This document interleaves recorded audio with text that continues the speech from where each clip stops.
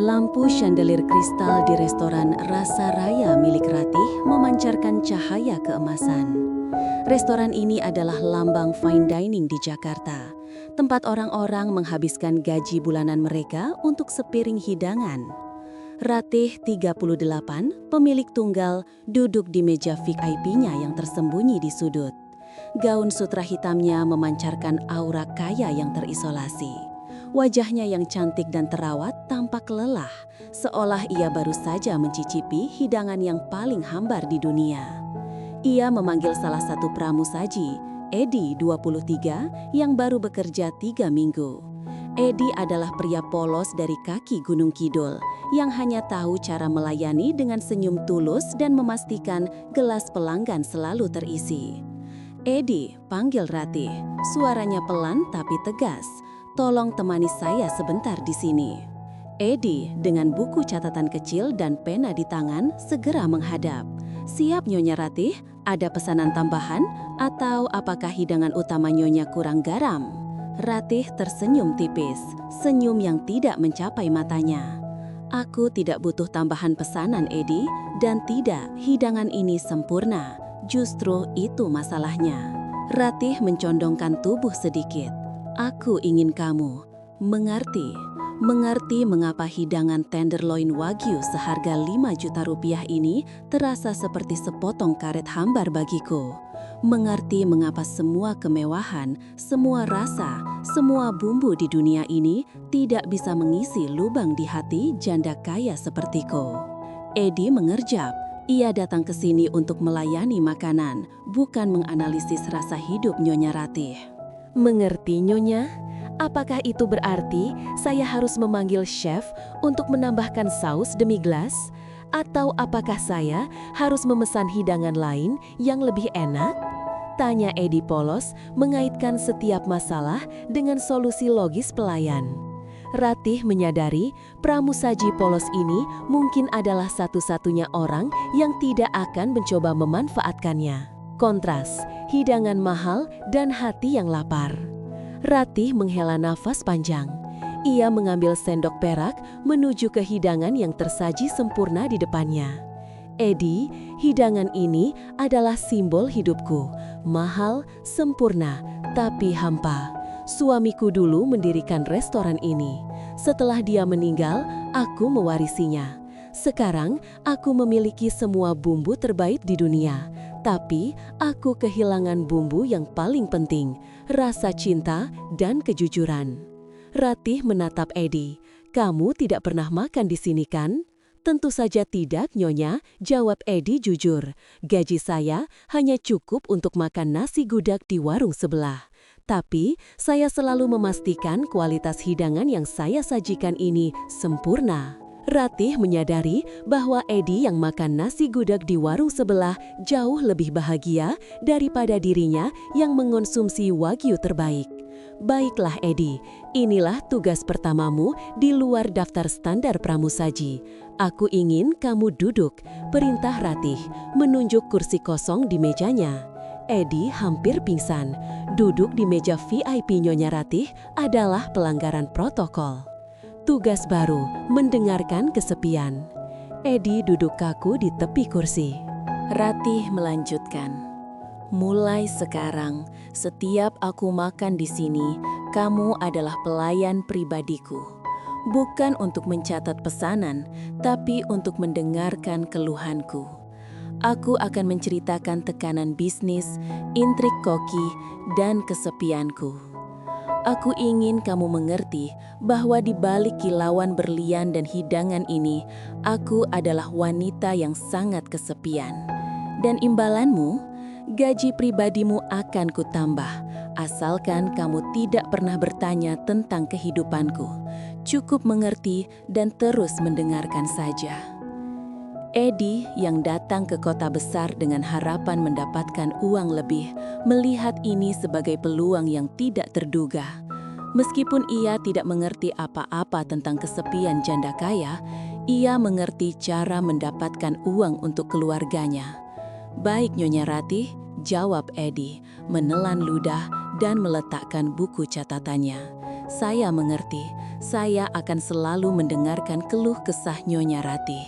Saya akan mengerti bahwa Nyonya hanya butuh seorang pendengar yang polos. Ratih tersenyum puas. Ia telah menemukan pramusaji jiwanya. Edi, si pramusaji polos, baru saja memulai pekerjaan sampingan paling aneh di restoran bintang 5. Keesokan harinya, Ratih kembali ke restoran.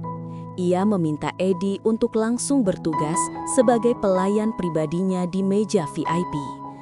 Edi mengenakan seragamnya, tetapi kini tugasnya terasa seperti peran ganda, pramusaji dan psikolog pasif. Ratih duduk di meja, memesan segelas sparkling water. Setelah Edi menyajikan dengan sempurna, Ratih menatapnya dan mulai berbicara. Edi, aku baru saja menghadiri pertemuan dengan Dewan Direksi. Mereka hanya bicara tentang laba, brand value, dan ekspansi. Tidak ada yang bertanya, apakah Nyonya Ratih bahagia? Ratih melanjutkan monolognya, seolah Edi adalah dinding. Aku harus membeli properti baru, memilih mobil baru. Aku harus selalu terlihat sempurna, Edi. Kamu harus mengerti tekanan untuk mempertahankan ilusi kesempurnaan ini. Padahal aku ingin sekali kembali ke masa ketika steak hanya dimasak di wajan sederhana. Kebingungan logis Edi.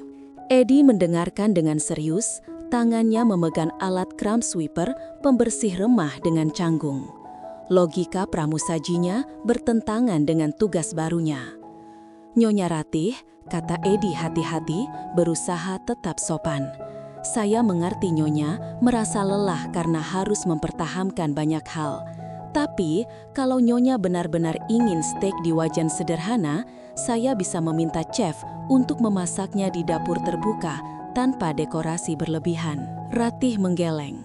Bukan steaknya, Edi, aku bicara tentang hidupku. Hidupku terlalu banyak dekorasi berlebihan. Kamu terlalu polos. Saya hanya mengerti bahasa dapur, Nyonya, jawab Edi. Jika ada masalah, harus ada tindakan. Kalau Nyonya bicara masalah hidup, saya mengerti Nyonya sedang merasa tidak nyaman. Tugas saya adalah membuat Nyonya nyaman. Kenyamanan sederhana. Ratih tiba-tiba menyadari bahwa kenyamanan yang diberikan Edi bukanlah kenyamanan kemewahan, tetapi kenyamanan kejujuran. Baiklah Edi, cukup, kata Ratih tersenyum kecil. Aku ingin kamu berdiri di sana, di samping mejaku. Anggap saja kamu adalah patung yang mendengarkan. Dan isi ulang air minumku setiap 10 menit. Itu adalah tugas listening pasif yang kuberikan. Edi, yang polos dan taat, melakukan persis seperti yang diperintahkan. Ia berdiri diam, lurus, dan mengisi ulang air Ratih tanpa berbicara. Kehadiran diamnya memberikan ketenangan yang aneh pada Ratih. Ratih mengajak Edi masuk ke ruangan pribadinya yang menyimpan brankas kecil. Di dalamnya, Ratih mengeluarkan sebuah buku tebal bersampul kulit tua, buku resep rahasia mendiang suaminya. Restoran ini dibangun dari buku ini, Edi, bisik Ratih. Setiap resep adalah janji suamiku untuk menyajikan makanan dengan jujur. Tapi setelah dia tiada, semua chef dan manajer ingin mengubah resep ini demi efisiensi dan laba. Ratih menunjukkan tulisan tangan suaminya tentang filosofi rasa yang tulus. Aku ingin kamu mengerti betapa sulitnya menjaga kejujuran rasa di tengah intrik bisnis. Aku merasa aku sudah mengkhianati suamiku setiap kali aku mengizinkan chef mengurangi sedikit kualitas bahan demi menekan biaya. Pengertian tulus Edi. Edi melihat buku itu. Ia teringat ibunya yang selalu memasak dengan bahan segar dari kebun. Nyonya Ratih, kata Edi, kini berbicara dari lubuk hati. Saya mengerti. Dapur itu seperti janji pernikahan, Nyonya. Kalau ada satu orang yang curang, rasanya akan rusak. Kalau suami Nyonya berjanji jujur di resep, Nyonya harus menjaganya, karena rasa itu tidak bisa berbohong. Setiap kali chef mengurangi kualitas bahan, Nyonya tidak hanya mengkhianati resep, tapi mengkhianati pelanggan juga. Dan yang paling penting, Nyonya mengkhianati lidah Nyonya sendiri. Ratih terkesima. Ia selalu dikelilingi oleh orang-orang yang hanya bicara tentang profit, tetapi Edi bicara tentang kejujuran rasa. Kamu benar, Edi. Rasanya sudah hilang, kata Ratih. Aku sudah lupa bagaimana rasa makanan yang dibuat dengan jujur, tanpa pikiran laba. Kamu harus mengerti bahwa aku sudah kehilangan kemampuan untuk membedakan rasa tulus dan rasa palsu. Ratih menutup buku resep itu dan menaruhnya kembali di brankas. Ia memutuskan bahwa ia akan meminta Edi untuk selalu ada di sekitar dapur, bukan untuk bekerja, melainkan untuk mengawasi ketulusan rasa secara pasif. Ratih ingin menguji apakah kepolosan Edi benar-benar bisa mendeteksi rasa yang hilang. Ia meminta chef yang belum tahu tentang Edi untuk menyiapkan hidangan signature restoran, sup bening truffle. Tetapi Ratih diam-diam meminta chef menggunakan truffle oil yang lebih murah dan mengurangi kaldu inti. Ratih memanggil Edi ke mejanya. Edi, cicipi ini. Ini adalah sup bening truffle. Katakan padaku, apa yang kamu mengerti dari rasa ini? Edi duduk kaku. Ia mencicipi sup itu dengan sangat hati-hati, seperti seorang ahli yang baru mencicipi makanan terenak dalam hidupnya. Kritik jujur yang menyakitkan. Edi terdiam sejenak. Ia tidak ingin menyakiti perasaan Ratih. Nyonya Ratih, kata Edi, memegang mangkuk sup itu. Saya mengerti, sup ini sangat enak. Truffle-nya wangi, kuahnya bening. Tapi, kalau boleh jujur, saya tidak mengerti mengapa sup ini tidak membuat saya bahagia. Ratih mendesak, kenapa tidak bahagia? Karena rasanya sempurna, Nyonya, tapi tidak ada jiwanya, jawab Edi polos. Rasanya seperti dibuat oleh robot yang tahu semua resep, tapi tidak ada hati di dalamnya. Saya sudah mencicipi sup di warung yang kuahnya hanya air dan bawang, tapi rasanya lebih hidup dari ini. Kepolosan adalah bumbu. Ratih terkesima. Kritikus makanan paling mahal sekalipun hanya akan memuji plating dan aroma. Edi, si pramusaji polos, langsung menusuk ke inti masalah, rasa yang hilang. Kamu benar, Edi, kata Ratih, menelan rasa bersalah. Rasa truffle-nya mahal, tapi rasanya tidak jujur. Aku sengaja melakukannya untuk melihat apakah kamu mengerti. Ratih tersenyum lebar untuk pertama kalinya. Kamu berhasil. Kamu adalah lidah jujurku. Mulai sekarang, setiap hidangan baru harus kamu cicipi. Dan kamu harus katakan apa yang kamu mengerti dari rasa itu. Kepolosan Bagas kini menjadi quality control non-formal Ratih. Ratih memanggil Edi ke ruang manajemen dan menyerahkan amplop gaji dengan senyum. Edi, aku menaikkan gajimu 3 kali lipat. Ini adalah imbalan atas kejujuran dan pengertianmu. Edi sangat terkejut. Uang itu bisa ia kirim ke kampung untuk membantu keluarganya. Tapi Nyonya Ratih, saya kan hanya pramusaji. Saya belum melakukan tugas tambahan apa-apa selain mendengarkan, kata Edi jujur. Justru itu, Edi, jawab Ratih, mendengarkan dengan tulus di dunia yang penuh kebohongan ini adalah pekerjaan termahal. Kamu sudah menghasilkan nilai lebih dari semua chef yang kumiliki. Kontrak mendengarkan. Ratih menegaskan syarat-syarat aneh dalam kontrak lisan mereka. Syaratnya sederhana. Pertama, kamu harus selalu melayaniku secara pribadi saat aku di sini. Kedua, kamu harus selalu berusaha mengerti, bukan memecahkan masalahku. Ketiga, kamu dilarang keras curiga bahwa aku sedang jatuh cinta padamu. Ratih tersenyum licik saat mengucapkan poin ketiga. Edi yang polos dan fokus pada uang bahkan tidak mengerti implikasi dari poin ketiga.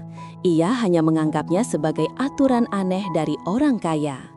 Baik Nyonya Ratih, saya mengerti. Saya akan melayani Nyonya dengan tulus dan saya tidak akan curiga soal cinta, jawab Edi polos. Dan yang paling penting Edi, kata Ratih suaranya melunak, uang ini adalah hadiah untuk menjaga kepolosanmu. Jangan biarkan uang ini merusak kejujuranmu. Aku butuh kamu tetap menjadi Edi yang polos. Edi mengangguk mantap. Ia memegang amplop itu erat-erat. Ia berjanji dalam hati, uang ini akan menjadi pupuk untuk keluarganya, tetapi tidak akan meracuni ketulusan hatinya. Ia telah menjadi pramusaji, pendengar, dan kini penjaga ketulusan Ratih di restoran bintang 5 itu. Ratih mulai mengembangkan kode rahasia untuk meminta pengertian dari Edi tanpa menarik perhatian staf lain. Saat Ratih meletakkan garpu di sisi kiri piring setelah makan, ini berarti aku sedang sangat kesal dengan dewan direksi. Tolong mengerti amarahku yang tersimpan. Edi harus segera membawakan teh hangat tanpa gula.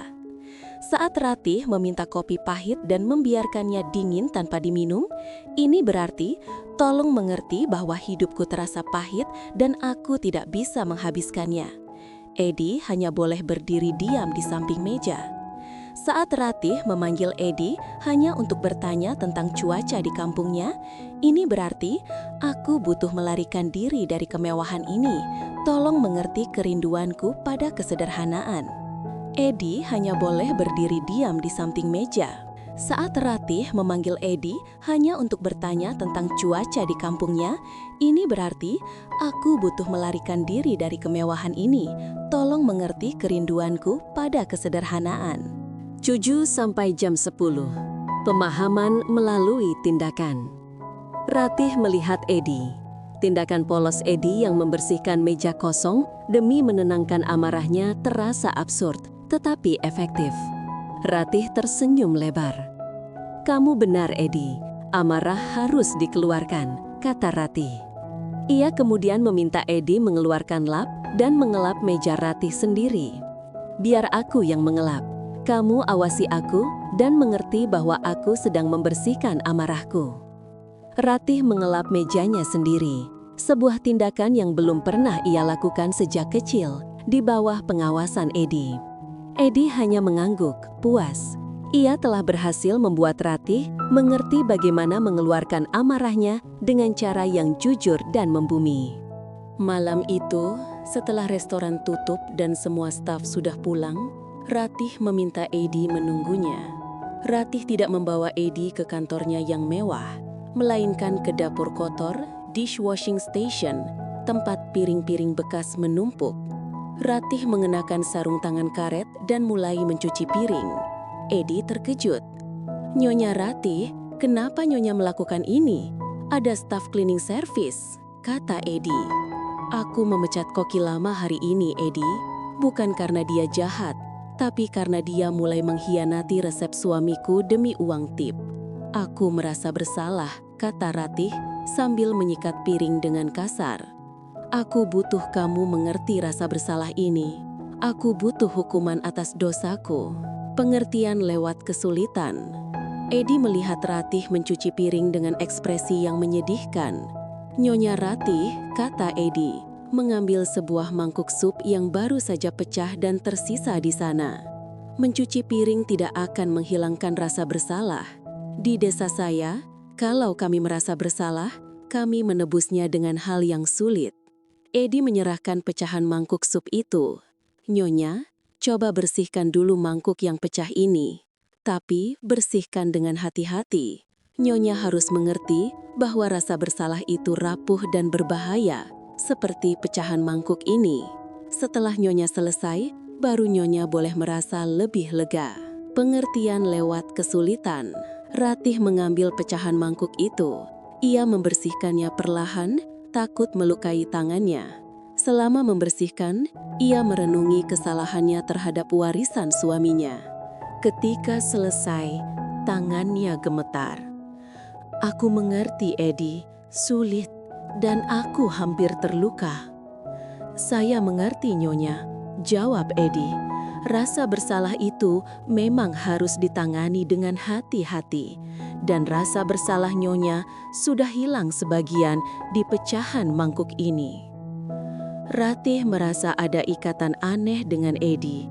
Edi tidak hanya mendengarkan, ia memberikan ritual penyembuhan yang polos dan efektif yang tak pernah terpikirkan oleh psikolog profesionalnya. Pagi itu, Ratih panik. Restoran Rasa Raya mendapat review buruk di media sosial dan majalah kuliner ternama. Mereka mengkritik hidangan signature yang terasa terlalu asin dan berlebihan. Edi, review ini benar-benar menghancurkan. Reputasi kita hancur. Aku harus melakukan promosi besar-besaran untuk menutupi ini, kata Ratih di meja VIP sambil memukul meja. Aku ingin kamu mengerti bahwa bisnis ini adalah hidupku dan reputasi adalah segalanya. Ratih meminta Edi untuk menyetujui rencananya menambah marketing dan diskon besar-besaran. Logika garam dan ketamakan.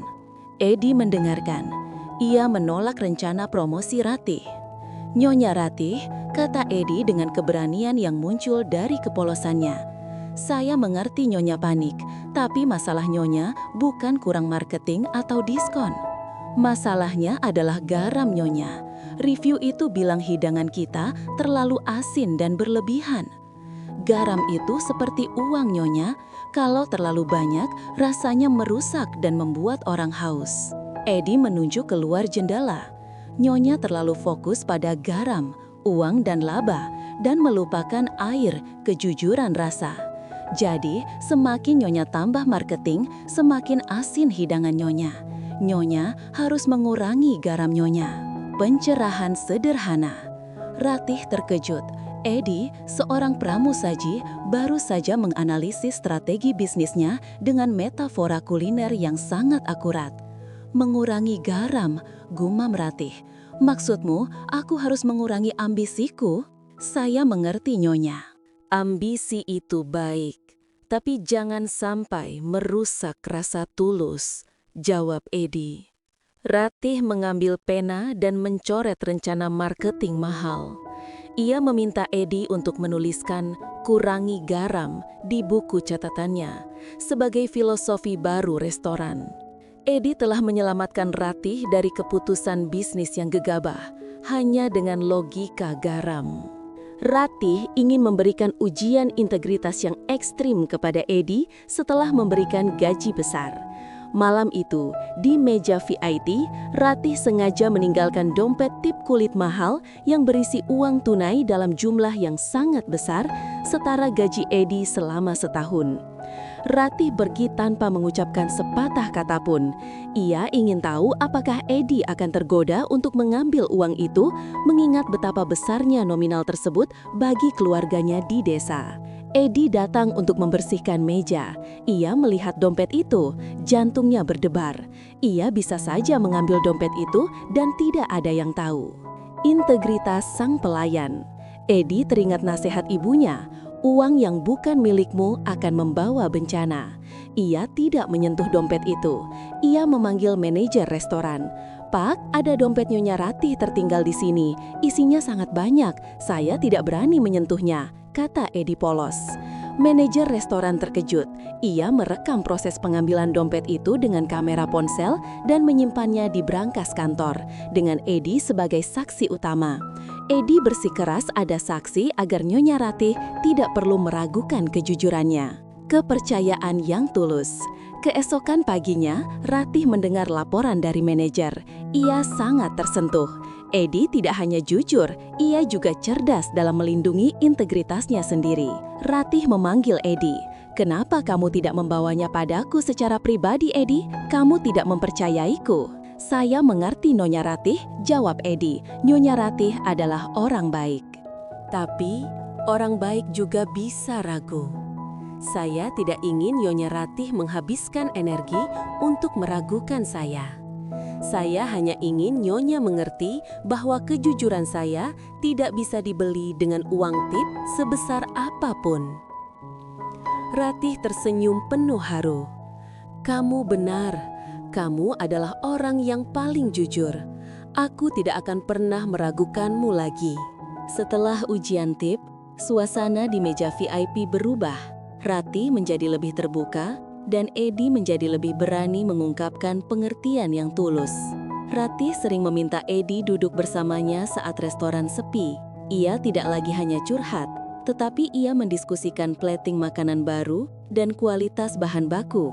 Ia mengandalkan kejujuran Edi. Ratih sering menatap Edi. Ia tidak menatap pramusaji, tetapi menatap seorang pria yang memiliki ketenangan yang sangat ia rindukan. Kekakuan Edi. Edi, di sisi lain, merasa sangat tidak nyaman dengan tatapan Ratih. Ia hanya fokus pada pekerjaannya. Edi akhirnya bertanya dengan gugup, "Nyonya Ratih, apakah plating di meja sebelah ada yang salah?" Nyonya menatap saya terus.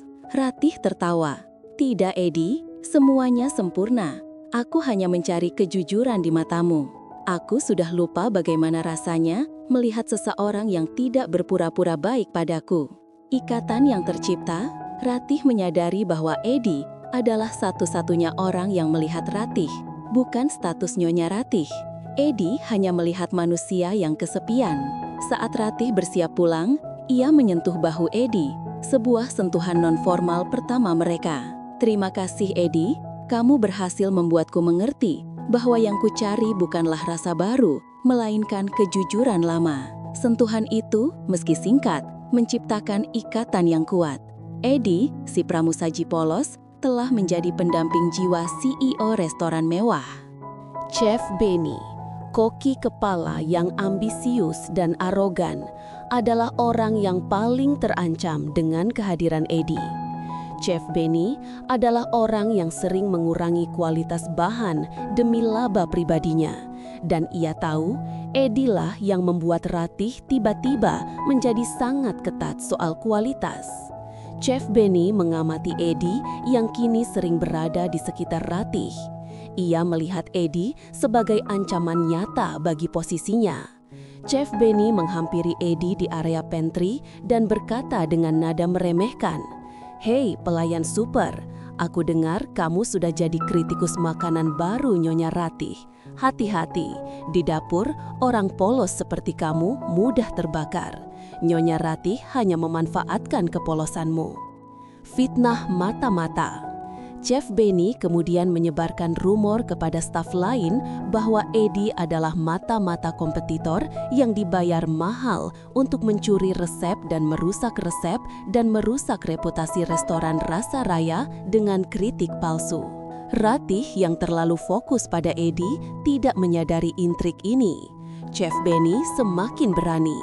Ia mengatakan kepada manajer operasional bahwa Edi sering mengajukan pertanyaan aneh tentang bahan baku dan sistem supply chain. Peringatan untuk Ratih.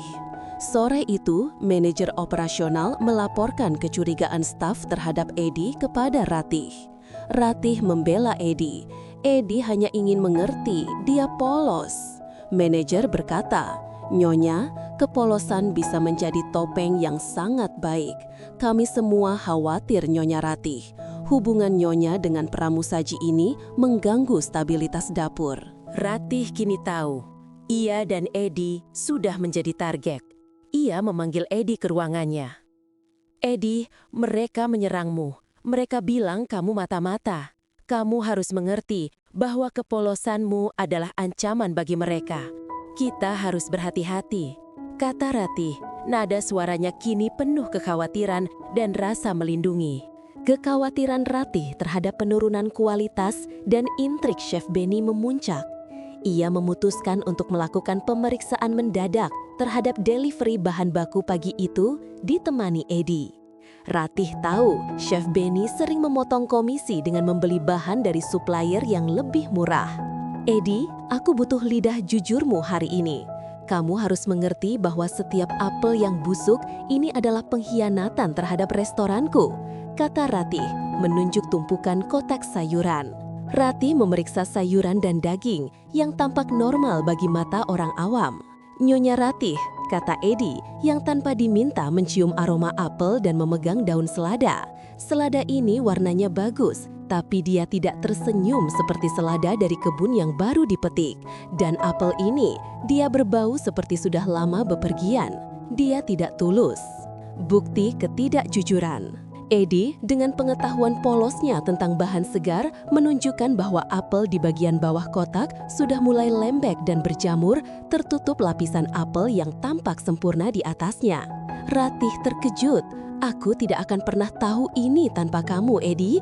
Mereka menipuku." "Saya mengerti, Nyonya," kata Edi. Orang yang tidak tulus selalu menyembunyikan kekurangan di balik penampilan yang bagus. Itu sama di bisnis dan di piring. Ratih segera memanggil supplier dan Chef Benny. Chef Benny yang terpojok terpaksa mengakui bahwa ia memerintahkan stafnya untuk membeli barang yang sedikit lebih murah. Dewi menggunakan kesempatan ini untuk memberikan peringatan keras. Perlindungan Ratih. Setelah insiden itu, Ratih membuat keputusan ekstrim. Ia menugaskan Edi untuk mengawasi langsung penerimaan bahan baku setiap pagi. Edi, si pramusaji, kini memiliki wewenang lebih tinggi daripada manajer pembelian. "Tugasmu ini akan membuatmu dibenci, Edi. Kamu harus mengerti bahwa aku akan melindungimu. Kamu adalah penjaga ketulusan restoranku, dan aku adalah pelindungmu," kata Ratih. Edi mengangguk. "Saya mengerti, Nyonya Ratih. Saya hanya akan fokus pada kejujuran rasa. Soal dibenci, saya sudah terbiasa. Di desa, orang sering iri pada petani yang panennya bagus." Wewenang baru Edi membuat Chef Benny semakin dendam. Ia merasa harga dirinya sebagai koki bintang 5 diinjak-injak oleh seorang pramusaji polos. Chef Benny menunggu Edi di koridor menuju dapur. "Selamat ya, Edi, sekarang kamu sudah jadi direktur sayuran di restoran ini," ejek Chef Benny, diikuti tawa dari beberapa staf senior. "Aku dengar gajimu fantastis. Fantastis untuk seorang pelayan bau peringat yang tidak tahu bedanya saus fit dan merebus air." Chef Benny meremehkan Edi. "Nyonya Ratih hanya sedang dalam fase anehnya. Dia akan kembali ke selera yang mahal, bukan selera yang polos. Dan kamu akan kembali mengelap meja." Kehormatan yang dipertahankan. Edi, meski hatinya panas, mengingat filosofi ketulusannya. "Maaf, Chef Benny," jawab Edi dengan tenang dan hormat. "Saya memang hanya tahu cara mengelap meja, tapi saya mengerti kalau meja itu kotor, pelanggan tidak akan nyaman. Dan saya mengerti kalau bahan baku kita tidak jujur, pelanggan tidak akan kembali." Edi menatap Chef Benny. "Saya mungkin bau keringat, Chef, tapi keringat ini jujur, tidak seperti bau uang dari bahan baku yang tidak layak." Ucapan Bagas yang polos namun menusuk itu membuat staf lain terdiam. Chef Benny terkejut, tidak menyangka Edi berani membalas. Ancaman terakhir. Chef Benny menyeringai. "Baik, Edi, aku akan pastikan kau dipecat. Aku akan buktikan bahwa Nyonya Ratih lebih memilih resep yang sudah terbukti daripada pramusaji yang hanya mengandalkan emosi." Benny berjanji, ia akan membuat jebakan besar untuk membuktikan bahwa Edi hanyalah orang polos yang bisa dimanfaatkan. Edi tahu, ia harus sangat berhati-hati. Pertarungan di dapur sudah dimulai. Keesokan harinya, Ratih sangat bersemangat menguji coba resep baru fusion yang didasarkan pada saran tulus Edi, menggunakan bahan lokal yang sederhana. Namun, hidangan yang disajikan ke Ratih rasanya aneh dan gosong di beberapa bagian, benar-benar tidak bisa dimakan. Ratih sangat kecewa. Ia memanggil Chef Benny dan Edi. Chef Benny dengan wajah pura-pura terkejut berkata, "Nyonya Ratih, saya curiga ini sabotase. Hanya Edi yang punya akses penuh ke bahan baku dan dapur pagi ini. Dia pasti tidak suka dengan ide fusion Nyonya. Dia ingin menu desa." Rasa bersalah dan keraguan. Bukti tampaknya mengarah pada Edi. Ia adalah orang terakhir yang berada di dapur dan yang memiliki passion terhadap masakan desa. Dewi meminta Edi untuk menjelaskan. "Bagas, katakan padaku, apa yang terjadi? Aku ingin kamu mengerti bahwa reputasi restoran ini dipertaruhkan. Aku harus memecat pelakunya, bahkan jika itu adalah kamu." Edi sangat sedih. "Saya bersumpah Nyonya Ratih, saya tidak pernah menyentuh panci itu. Saya sangat menghargai kesempatan ini. Saya mengerti Nyonya harus menjaga restoran, tapi tolong mengerti, saya tidak akan pernah merusak rasa yang tulus." Skorsing dan permintaan maaf. Ratih yang tertekan oleh staf dan Chef Benny terpaksa mengambil keputusan. "Aku harus menskorsingmu, Edi," kata Ratih dengan air mata di matanya. "Tolong mengerti ini, tapi aku akan menyelidikinya secara pribadi. Tinggalkan seragammu. Aku harap kamu bisa membuktikan kejujuranmu." Edi dengan hati hancur menyerahkan seragamnya. Ia telah kehilangan pekerjaan dan dituduh melakukan pengkhianatan. Ia hanya bisa menatap Ratih. "Saya mengerti, Nyonya Ratih," kata Edi, kata terakhirnya sebelum pergi. "Tapi saya akan kembali. Dan saya akan membuktikan bahwa kejujuran saya adalah bumbu yang tidak akan pernah saya kurangi." Bagas, meski diskors, tahu ia harus membersihkan namanya. Malam itu, ia menyelinap kembali ke dapur yang kosong. Ia tahu dapur adalah wilayahnya, dan ia yakin Chef Benny meninggalkan petunjuk. Edi tidak mencari resep. Ia mencari anomali rasa. Ia melihat sisa-sisa hidangan yang dibuang. Ia menciumnya. Ia menyadari ada bau yang tidak lazim. Bau minyak goreng yang sangat murah yang bercampur dengan bahan fusion yang mahal. Petunjuk rasa yang tersembunyi. Edi teringat kebiasaan Chef Benny menggunakan minyak mahal untuk plating. Ia curiga Chef Benny menyembunyikan minyak murahan yang digunakan untuk merusak resep fusion. Edi memeriksa loker Chef Benny. Ia menemukan loker itu terkunci. Namun, ia melihat sebotol kecil minyak goreng murah terselip di balik tumpukan buku resep mewah Chef Benny. Minyak itu adalah bahan pengganti yang merusak rasa fusion. Chef Benny sengaja menyembunyikannya di lokernya karena ia tahu Edi lah yang akan disalahkan. Kejujuran membawa keadilan. Edi mengambil botol minyak itu. Ia tahu ini adalah bukti. Ia segera mengelepon Ratih. Ratih yang sudah putus asa datang ke dapur. Edi memperlihatkan bukti itu. "Nyonya Ratih, minyak mahal adalah branding kita. Minyak ini murah, yang merusak rasa. Chef Benny lah yang merusaknya. Dia tahu saya tidak akan pernah menggunakan minyak murahan. Dia menjebak saya," kata Edi. Ratih menatap botol minyak itu, lalu ke mata Edi. Air matanya menetes. Ia tahu Bagas benar. Kepolosan Edi sekali lagi menyelamatkan restoran dari intrik. Ratih memecat Chef Benny. Malam itu, ia membawa Edi yang kini sudah kembali mengenakan seragam ke ruang pantry, jantung operasional yang sederhana.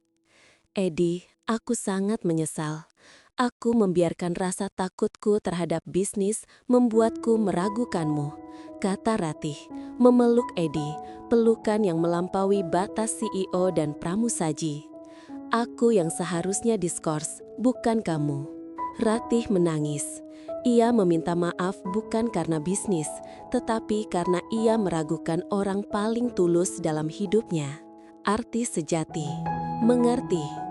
Saya mengerti Nyonya Ratih," kata Edi, membalas pelukan itu.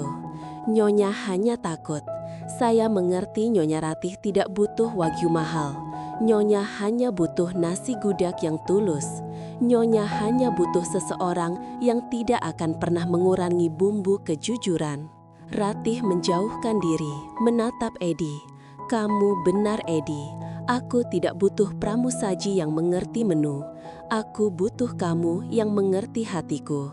Aku butuh seseorang yang melihat kejujuran di balik kemewahanku." Ratih menjauhkan diri, menatap Edi. Kamu benar, Edi. Aku tidak butuh pramusaji yang mengerti menu. Aku butuh kamu yang mengerti hatiku. Aku butuh seseorang yang melihat kejujuran di balik kemewahanku.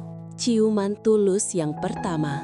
Ratih menyadari bahwa ia telah jatuh cinta pada kepolosan, kejujuran, dan ketenangan Edi. Ratih memegang wajah Edi dan memberikan ciuman yang lembut dan tulus. Itu adalah ciuman seorang wanita yang akhirnya menemukan rasa yang selama ini hilang. Edi, bisik Ratih, aku tidak akan lagi memintamu mengerti. Aku akan mulai belajar darimu. Aku akan belajar bagaimana menjadi tulus. Edi yang polos dan tidak punya pengalaman hanya bisa membalas ciuman itu dengan penuh kejujuran. Ia telah berhasil menjadi bumbu tulus dalam hidup Ratih. Keesokan harinya, Ratih memanggil Edi ke ruang kerjanya. Ratih yang kini bersemangat menawarkan kontrak jabatan baru. Manajer restoran dengan gaji setara direktur. Edi, kamu pantas mendapat ini. Kamu punya integritas dan wawasan rasa yang tulus. Kamu akan mengawasi semuanya. Ini ganjaran atas kejujuranmu, kata Ratih menyodorkan kontrak itu. Edi tersenyum, tetapi menolak mengambil pena. Maaf Nyonya Ratih, saya tidak bisa menerima ini. Ratih terkejut. Kenapa? Kamu tidak suka gajinya? Aku bisa menaikkannya 4 kali lipat. Permintaan untuk kesederhanaan. Saya mengerti kebaikan Nyonya Ratih, jawab Edi sambil memegang seragam pramusajinya. Tapi saya tidak butuh jabatan manajer. Jabatan itu akan membuat saya duduk di ruangan ber-AC dan saya akan kehilangan rasa langsung dari dapur. Saya tidak ingin uang membuat saya kehilangan kepolosan saya. Edi menatap Ratih. Saya mengerti Nyonya Ratih. Nyonya tidak butuh staf yang lebih banyak. Nyonya hanya butuh hidup yang lebih sederhana. Jika saya jadi manajer, saya tidak bisa menjadi pramusaji tulus Nyonya lagi. Edi menambahkan, kalau Nyonya ingin saya tetap di sini, biarkan saya menjadi orang yang melihat dan merasakan setiap hidangan dengan tulus, bukan orang yang hanya melihat angka di laporan. Ratih memilih hati. Penolakan Edi mengonfirmasi cintanya yang tulus. Edi mencintai kesederhanaan, bukan kekayaan Ratih. Ratih mengambil kontrak itu, merobeknya dan tertawa. Kamu benar, Edi. Aku akan berhenti mencoba membelimu. Ratih berdiri, mendekati Edi dan memegang tangannya. Aku tidak ingin kamu menjadi manajer, Edi. Aku ingin kamu menjadi orang yang berbagi hidup denganku, tanpa jabatan, tanpa gelar. Hanya Ratih dan Edi. Cinta telah mengalahkan bisnis. Keesokan harinya, Ratih memanggil seluruh staf dapur dan pramusaji, termasuk Edi, untuk rapat mendesak di tengah-tengah dapur utama. Atmosfer tegang karena pemecatan Chef Benny. Ratih dengan percaya diri mengumumkan perubahan besar. Mulai minggu depan, kita akan menghapus menu signature yang berlebihan. Kita akan fokus pada The Tulus Menu, hidangan yang sederhana, menggunakan bahan lokal terbaik, dan memasak dengan kejujuran. Ratih menjelaskan bahwa filosofi baru ini terinspirasi oleh nasi gudeg di warung sebelah, makanan yang dibuat dengan hati dan tanpa pretensi. Staf dapur terkejut. Ini adalah perubahan radikal dari restoran fine dining mereka. Direktur Kualitas Rasa Tulus. Untuk memimpin visi baru ini, kata Ratih menatap Edi, saya akan menunjuk orang yang paling memahami filosofi tulus ini. Dia tidak peduli dengan gelar, tetapi dia peduli dengan rasa. Ratih mengumumkan, saya menunjuk Edi sebagai Direktur Kualitas Rasa, posisi baru yang memastikan setiap hidangan dimasak dengan kejujuran. Dia akan bertanggung jawab langsung kepada saya. Tidak ada yang boleh melanggar kejujuran rasa Edi. Semua orang terkejut. Pramusaji diangkat menjadi direktur kualitas rasa. Lamaran yang menggemparkan di dapur. Ratih kemudian membuat kejutan yang jauh lebih besar. Ratih menoleh ke Edi, berlutut di depannya di lantai dapur yang licin di hadapan semua koki yang berseragam putih dan pramusaji yang menonton. Ratih mengeluarkan cincin berlian yang disimpan di dalam wadah bumbu kecil. Edi, kamu adalah bumbu kejujuran yang hilang dari hidupku.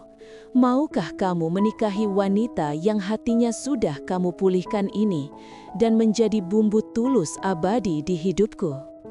Dapur yang tadinya tegang seketika heboh, teriakan kaget dan bisikan membanjiri ruangan.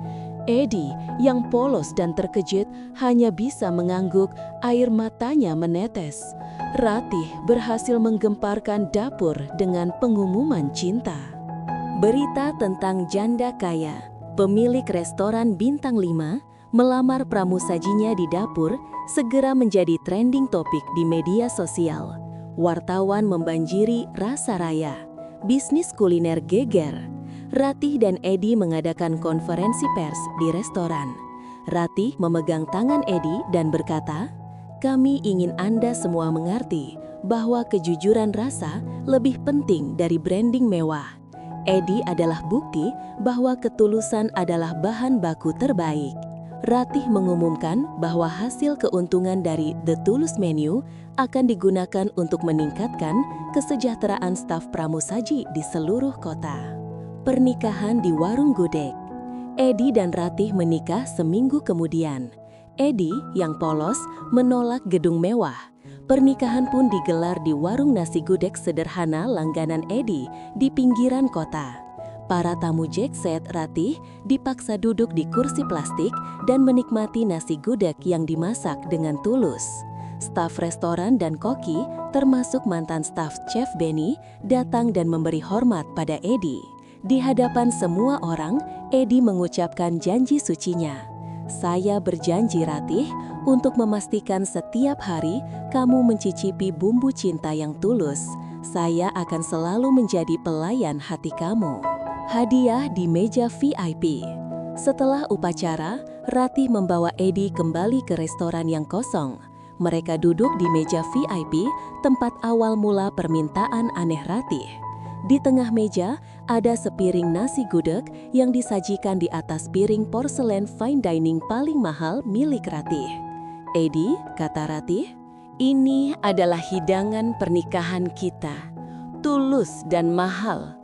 Kamu membuatku mengerti bahwa kemewahan dan ketulusan bisa bersatu, asalkan fondasinya adalah kejujuran." Mereka berbagi nasi gudeg itu dengan tawa dan air mata haru. Beberapa bulan kemudian, Edi, kini direktur kualitas rasa, aktif di dapur, tetapi ia tetap mengenakan seragam pramusaji sebagai pengingat akan kejujurannya. Ratih kini menjadi istri yang lebih tenang, sering menghabiskan waktu di warung nasi gudeg bersama Edi.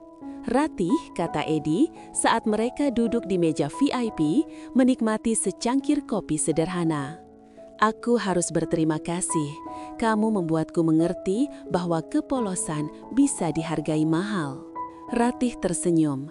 Ia kini tidak pernah meminta Edi untuk mengerti lagi.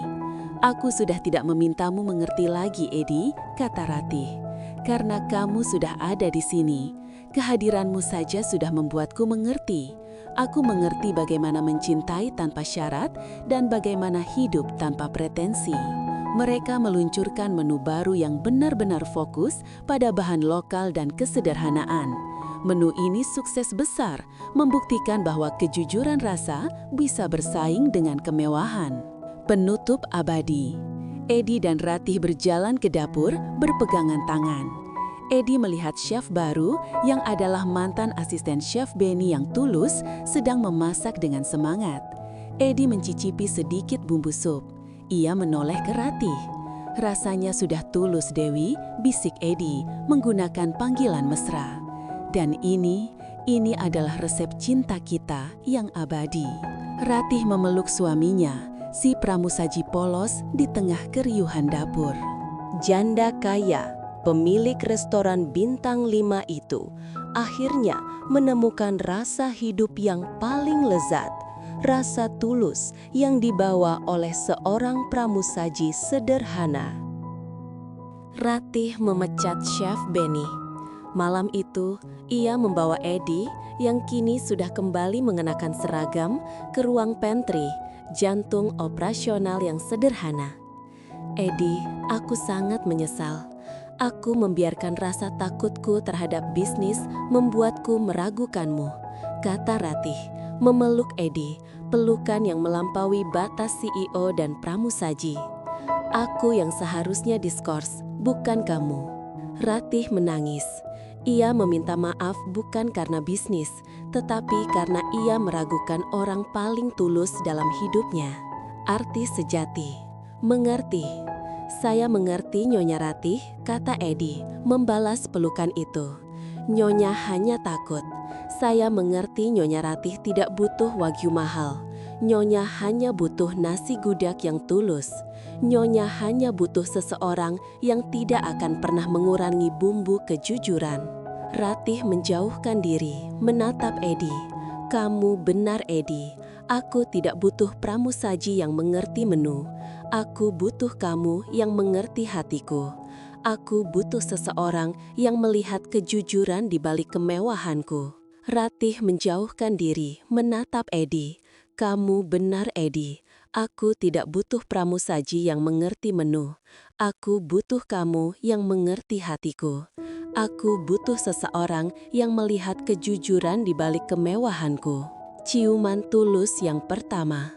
Ratih menyadari bahwa ia telah jatuh cinta pada kepolosan, kejujuran, dan ketenangan Eddie. Ratih memegang wajah Eddie dan memberikan ciuman yang lembut dan tulus. Itu adalah ciuman seorang wanita yang akhirnya menemukan rasa yang selama ini hilang. Eddie, bisik Ratih, aku tidak akan lagi memintamu mengerti. Aku akan mulai belajar darimu. Aku akan belajar bagaimana menjadi tulus. Eddie yang polos dan tidak punya pengalaman hanya bisa membalas ciuman itu dengan penuh kejujuran. Ia telah berhasil menjadi bumbu tulus dalam hidup Ratih. Keesokan harinya, Ratih memanggil Eddie ke ruang kerjanya. Ratih yang kini bersemangat menawarkan kontrak jabatan baru, manajer restoran dengan gaji setara direktur. Eddie, kamu pantas mendapat ini. Kamu punya integritas dan wawasan rasa yang tulus. Kamu akan mengawasi semuanya. Ini ganjaran atas kejujuranmu, kata Ratih, menyodorkan kontrak itu. Eddie tersenyum, tetapi menolak mengambil pena. Maaf, Nyonya Ratih, saya tidak bisa menerima ini. Ratih terkejut. Kenapa? Kamu tidak suka gajinya? Aku bisa menaikkannya 4 kali lipat. Permintaan untuk kesederhanaan. Saya mengerti kebaikan Nyonya Ratih, jawab Eddie sambil memegang seragam pramusajinya. Tapi saya tidak butuh jabatan manajer. Jabatan itu akan membuat saya duduk di ruangan ber-AC dan saya akan kehilangan rasa langsung dari dapur. Saya tidak ingin uang membuat saya kehilangan kepolosan saya. Eddie menatap Ratih. Saya mengerti Nyonya Ratih. Nyonya tidak butuh staf yang lebih banyak. Nyonya hanya butuh hidup yang lebih sederhana. Jika saya jadi manajer, saya tidak bisa menjadi pramusaji tulus Nyonya lagi. Eddie menambahkan, kalau Nyonya ingin saya tetap di sini, biarkan saya menjadi orang yang melihat dan merasakan setiap hidangan dengan tulus, bukan orang yang hanya melihat angka di laporan. Ratih memilih hati. Penolakan Eddie mengonfirmasi cintanya yang tulus. Eddie mencintai kesederhanaan, bukan kekayaan Ratih. Ratih mengambil kontrak itu, merobeknya dan tertawa. Kamu benar, Eddie. Aku akan berhenti mencoba membelimu. Ratih berdiri, mendekati Eddie dan memegang tangannya. Aku tidak ingin kamu menjadi manajer, Eddie. Aku ingin kamu menjadi orang yang berbagi hidup denganku, tanpa jabatan, tanpa gelar. Hanya Ratih dan Eddie. Cinta telah mengalahkan bisnis. Keesokan harinya, Ratih memanggil seluruh staf dapur dan pramusaji, termasuk Eddie, untuk rapat mendesak di tengah-tengah dapur utama.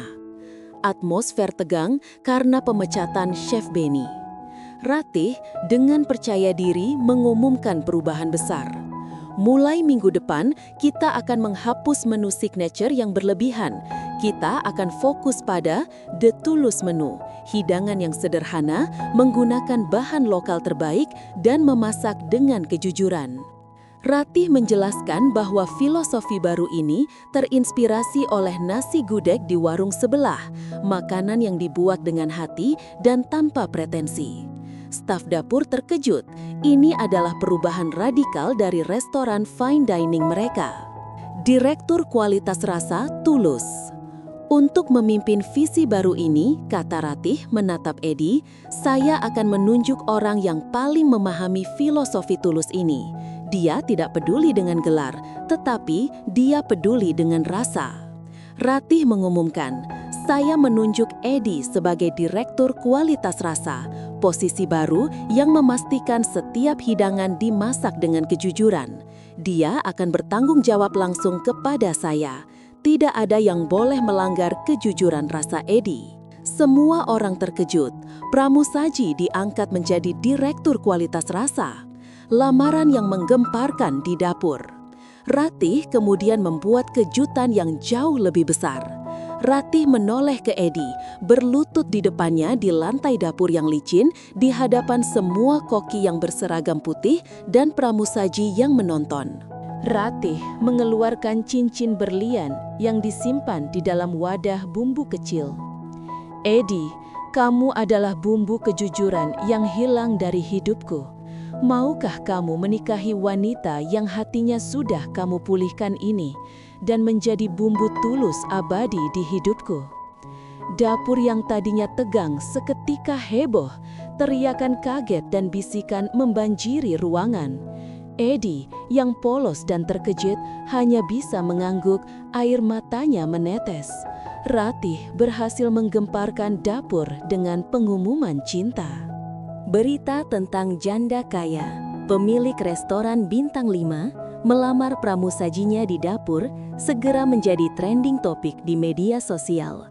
Wartawan membanjiri Rasa Raya, bisnis kuliner geger. Ratih dan Eddie mengadakan konferensi pers di restoran. Ratih memegang tangan Eddie dan berkata, "Kami ingin Anda semua mengerti bahwa kejujuran rasa lebih penting dari branding mewah. Eddie adalah bukti bahwa ketulusan adalah bahan baku terbaik."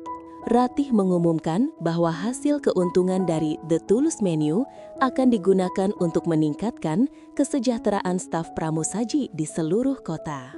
Pernikahan di warung gudeg. Eddie dan Ratih menikah seminggu kemudian. Eddie yang polos menolak gedung mewah. Pernikahan pun digelar di warung nasi gudeg sederhana langganan Eddie di pinggiran kota. Para tamu jet set Ratih dipaksa duduk di kursi plastik dan menikmati nasi gudeg yang dimasak dengan tulus. Staf restoran dan koki, termasuk mantan staf Chef Benny, datang dan memberi hormat pada Eddie. Di hadapan semua orang, Eddie mengucapkan janji sucinya.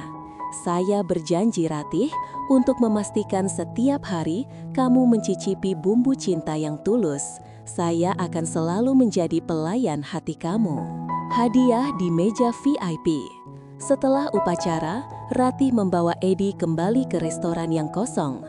Mereka duduk di meja VIP, tempat awal mula permintaan aneh Ratih. Di tengah meja, ada sepiring nasi gudeg yang disajikan di atas piring porselen fine dining paling mahal milik Ratih. "Eddie," kata Ratih, "ini adalah hidangan pernikahan kita.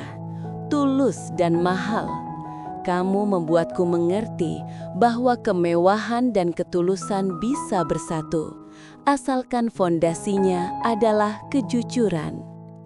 Mereka berbagi nasi gudeg itu dengan tawa dan air mata haru.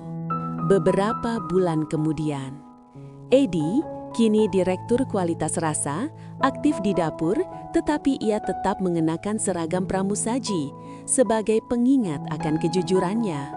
Ratih kini menjadi istri yang lebih tenang, sering menghabiskan waktu di warung nasi gudeg bersama Edi. Ratih, kata Edi, saat mereka duduk di meja VIP, menikmati secangkir kopi sederhana. Aku harus berterima kasih. Kamu membuatku mengerti bahwa kepolosan bisa dihargai mahal.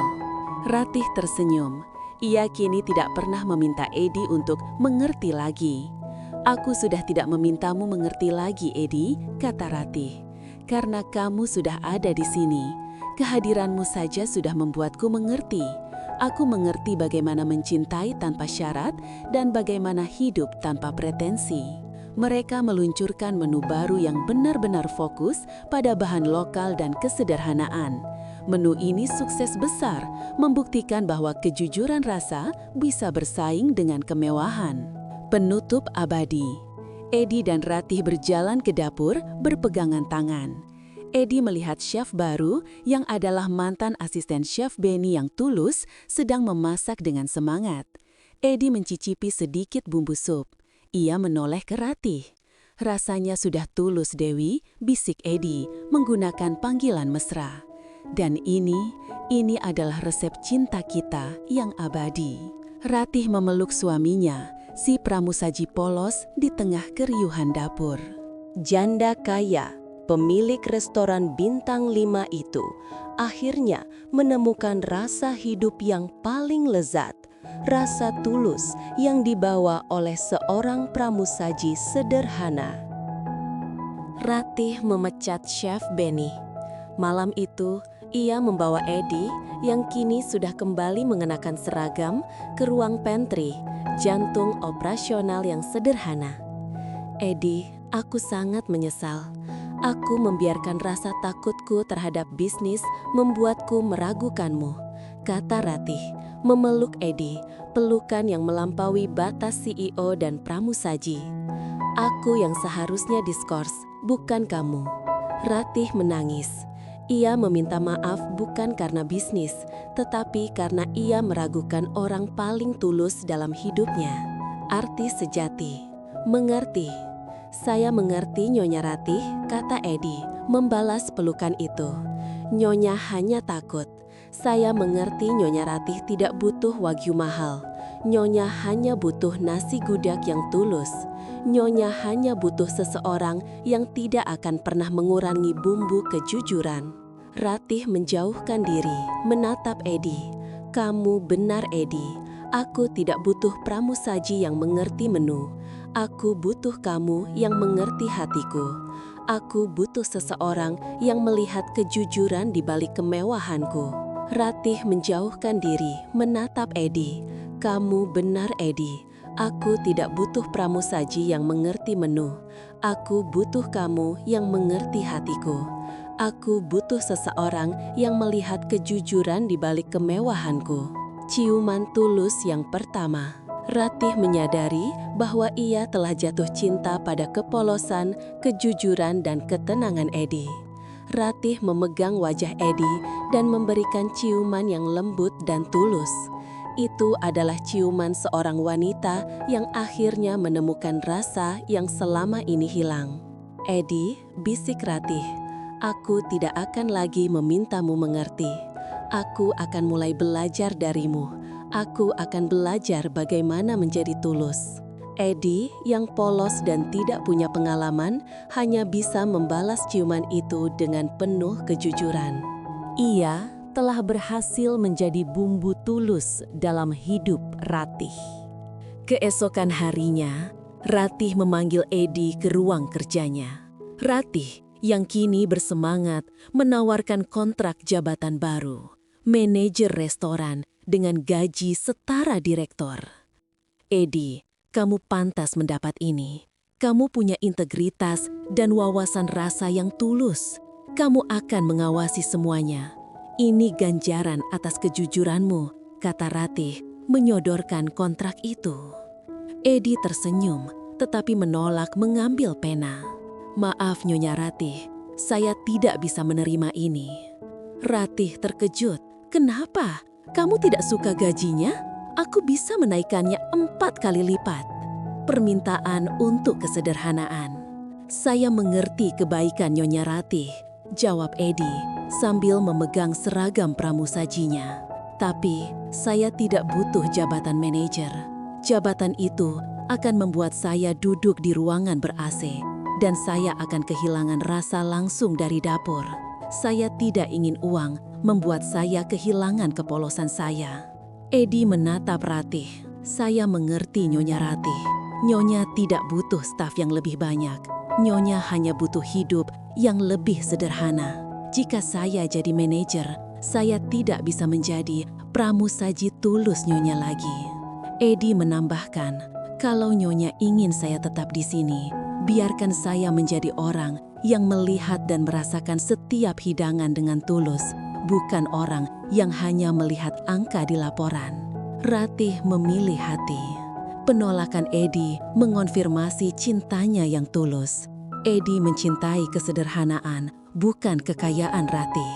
Ratih mengambil kontrak itu, merobeknya dan tertawa. "Kamu benar, Edi. Aku akan berhenti mencoba membelimu." Ratih berdiri, mendekati Edi dan memegang tangannya. "Aku tidak ingin kamu menjadi manajer, Edi. Aku ingin kamu menjadi orang yang berbagi hidup denganku, tanpa jabatan, tanpa gelar. Hanya Ratih dan Edi. Cinta telah mengalahkan bisnis." Keesokan harinya, Ratih memanggil seluruh staf dapur dan pramusaji, termasuk Edi, untuk rapat mendesak di tengah-tengah dapur utama. Atmosfer tegang karena pemecatan Chef Benny. Ratih dengan percaya diri mengumumkan perubahan besar. "Mulai minggu depan, kita akan menghapus menu signature yang berlebihan. Kita akan fokus pada The Tulus Menu, hidangan yang sederhana, menggunakan bahan lokal terbaik, dan memasak dengan kejujuran." Ratih menjelaskan bahwa filosofi baru ini terinspirasi oleh nasi gudeg di warung sebelah, makanan yang dibuat dengan hati dan tanpa pretensi. Staf dapur terkejut. Ini adalah perubahan radikal dari restoran fine dining mereka. Direktur Kualitas Rasa Tulus.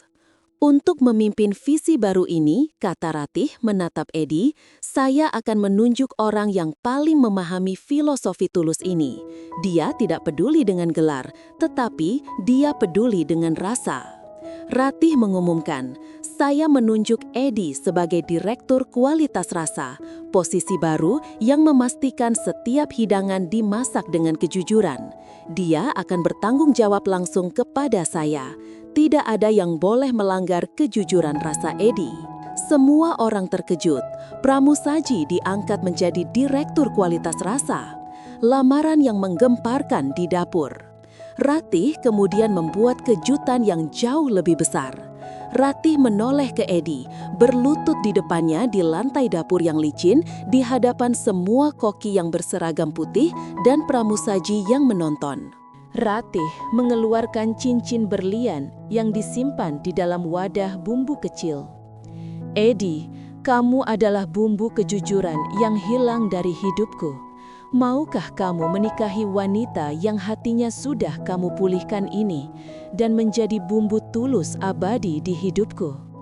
Dapur yang tadinya tegang seketika heboh, teriakan kaget dan bisikan membanjiri ruangan. Edi yang polos dan terkejut hanya bisa mengangguk, air matanya menetes. Ratih berhasil menggemparkan dapur dengan pengumuman cinta. Berita tentang janda kaya, pemilik restoran bintang 5, melamar pramusajinya di dapur, segera menjadi trending topik di media sosial. Wartawan membanjiri Rasa Raya, bisnis kuliner geger. Ratih dan Edi mengadakan konferensi pers di restoran. Ratih memegang tangan Edi dan berkata, "Kami ingin Anda semua mengerti bahwa kejujuran rasa lebih penting dari branding mewah. Edi adalah bukti bahwa ketulusan adalah bahan baku terbaik. Ratih mengumumkan bahwa hasil keuntungan dari The Tulus Menu akan digunakan untuk meningkatkan kesejahteraan staf pramusaji di seluruh kota. Pernikahan di warung gudeg. Edi dan Ratih menikah seminggu kemudian. Edi, yang polos, menolak gedung mewah. Pernikahan pun digelar di warung nasi gudeg sederhana langganan Edi di pinggiran kota. Para tamu jet set Ratih dipaksa duduk di kursi plastik dan menikmati nasi gudeg yang dimasak dengan tulus. Staf restoran dan koki, termasuk mantan staf Chef Benny, datang dan memberi hormat pada Edi. Di hadapan semua orang, Edi mengucapkan janji sucinya. Saya berjanji Ratih untuk memastikan setiap hari kamu mencicipi bumbu cinta yang tulus. Saya akan selalu menjadi pelayan hati kamu. Hadiah di meja VIP. Setelah upacara, Ratih membawa Edi kembali ke restoran yang kosong. Mereka duduk di meja VIP, tempat awal mula permintaan aneh Ratih. Di tengah meja, ada sepiring nasi gudeg yang disajikan di atas piring porselen fine dining paling mahal milik Ratih.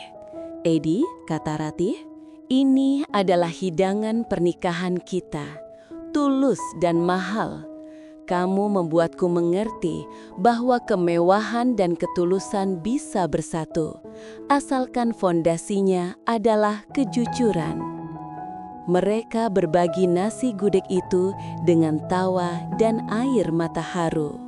Beberapa bulan kemudian, Edi, kini Direktur Kualitas Rasa, aktif di dapur, tetapi ia tetap mengenakan seragam pramusaji sebagai pengingat akan kejujurannya.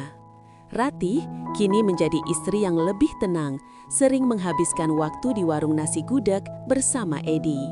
Ratih, kata Edi, saat mereka duduk di meja VIP, menikmati secangkir kopi sederhana. Aku harus berterima kasih. Kamu membuatku mengerti bahwa kepolosan bisa dihargai mahal. Ratih tersenyum. Ia kini tidak pernah meminta Edi untuk mengerti lagi. Aku sudah tidak memintamu mengerti lagi, Edi, kata Ratih. Karena kamu sudah ada di sini. Kehadiranmu saja sudah membuatku mengerti. Aku mengerti bagaimana mencintai tanpa syarat dan bagaimana hidup tanpa pretensi. Mereka meluncurkan menu baru yang benar-benar fokus pada bahan lokal dan kesederhanaan. Menu ini sukses besar, membuktikan bahwa kejujuran rasa bisa bersaing dengan kemewahan. Penutup abadi. Edi dan Ratih berjalan ke dapur berpegangan tangan. Edi melihat chef baru yang adalah mantan asisten chef Benny yang tulus sedang memasak dengan semangat. Edi mencicipi sedikit bumbu sup. Ia menoleh ke Ratih. Rasanya sudah tulus, Dewi, bisik Edi menggunakan panggilan mesra. Dan ini adalah resep cinta kita yang abadi. Ratih memeluk suaminya, si pramusaji polos di tengah keriuhan dapur. Janda kaya, pemilik restoran bintang 5 itu, akhirnya menemukan rasa hidup yang paling lezat, rasa tulus yang dibawa oleh seorang pramusaji sederhana. Ratih memecat Chef Benny.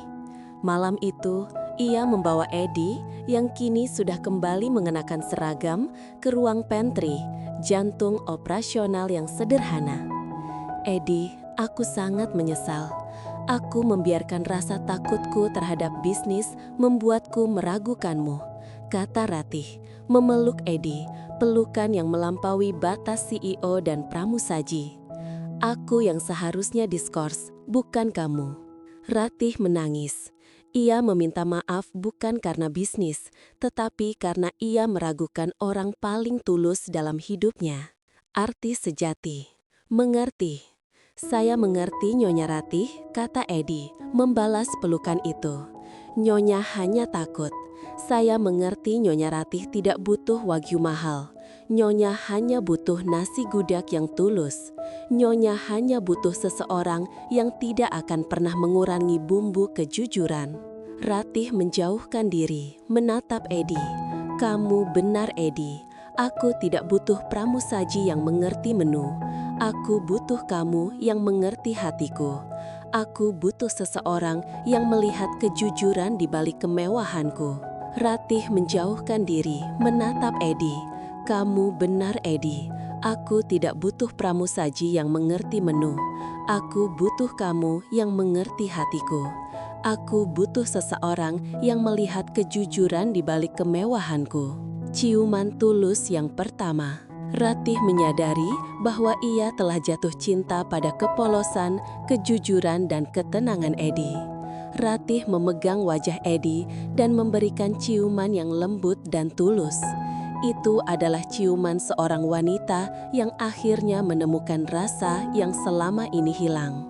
Edi, bisik Ratih, aku tidak akan lagi memintamu mengerti. Aku akan mulai belajar darimu. Aku akan belajar bagaimana menjadi tulus. Edi yang polos dan tidak punya pengalaman hanya bisa membalas ciuman itu dengan penuh kejujuran. Ia telah berhasil menjadi bumbu tulus dalam hidup Ratih. Keesokan harinya, Ratih memanggil Edi ke ruang kerjanya. Ratih yang kini bersemangat menawarkan kontrak jabatan baru, manajer restoran dengan gaji setara direktur. Edi, kamu pantas mendapat ini. Kamu punya integritas dan wawasan rasa yang tulus. Kamu akan mengawasi semuanya. Ini ganjaran atas kejujuranmu, kata Ratih, menyodorkan kontrak itu. Edi tersenyum, tetapi menolak mengambil pena. Maaf Nyonya Ratih, saya tidak bisa menerima ini. Ratih terkejut. Kenapa? Kamu tidak suka gajinya? Aku bisa menaikkannya 4 kali lipat. Permintaan untuk kesederhanaan. Saya mengerti kebaikan Nyonya Ratih, jawab Edi sambil memegang seragam pramusajinya. Tapi saya tidak butuh jabatan manajer. Jabatan itu akan membuat saya duduk di ruangan ber-AC dan saya akan kehilangan rasa langsung dari dapur. Saya tidak ingin uang membuat saya kehilangan kepolosan saya. Edi menatap Ratih. Saya mengerti Nyonya Ratih. Nyonya tidak butuh staf yang lebih banyak. Nyonya hanya butuh hidup yang lebih sederhana. Jika saya jadi manajer, saya tidak bisa menjadi pramusaji tulus Nyonya lagi. Edi menambahkan, kalau Nyonya ingin saya tetap di sini, biarkan saya menjadi orang yang melihat dan merasakan setiap hidangan dengan tulus, bukan orang yang hanya melihat angka di laporan. Ratih memilih hati. Penolakan Edi mengonfirmasi cintanya yang tulus. Edi mencintai kesederhanaan, bukan kekayaan Ratih. Ratih mengambil kontrak itu, merobeknya dan tertawa. Kamu benar, Edi. Aku akan berhenti mencoba membelimu. Ratih berdiri, mendekati Edi dan memegang tangannya. Aku tidak ingin kamu menjadi manajer, Edi. Aku ingin kamu menjadi orang yang berbagi hidup denganku, tanpa jabatan, tanpa gelar, hanya Ratih dan Edi. Cinta telah mengalahkan bisnis. Berita tentang janda kaya, pemilik restoran bintang 5, melamar pramusajinya di dapur segera menjadi trending topik di media sosial. Wartawan membanjiri Rasa Raya, bisnis kuliner geger. Ratih dan Edi mengadakan konferensi pers di restoran. Ratih memegang tangan Edi dan berkata, "Kami ingin Anda semua mengerti bahwa kejujuran rasa lebih penting dari branding mewah. Edi adalah bukti bahwa ketulusan adalah bahan baku terbaik." Ratih mengumumkan bahwa hasil keuntungan dari The Tulus Menu akan digunakan untuk meningkatkan kesejahteraan staf pramusaji di seluruh kota. Pernikahan di warung gudeg. Edi dan Ratih menikah seminggu kemudian. Edi yang polos menolak gedung mewah. Pernikahan pun digelar di warung nasi gudeg sederhana langganan Edi di pinggiran kota. Para tamu jet set Ratih dipaksa duduk di kursi plastik dan menikmati nasi gudeg yang dimasak dengan tulus. Staf restoran dan koki termasuk mantan staf Chef Benny, datang dan memberi hormat pada Edi. Di hadapan semua orang, Edi mengucapkan janji sucinya. Saya berjanji Ratih untuk memastikan setiap hari kamu mencicipi bumbu cinta yang tulus. Saya akan selalu menjadi pelayan hati kamu. Hadiah di meja VIP. Setelah upacara, Ratih membawa Edi kembali ke restoran yang kosong. Mereka duduk di meja VIP, tempat awal mula permintaan aneh Ratih.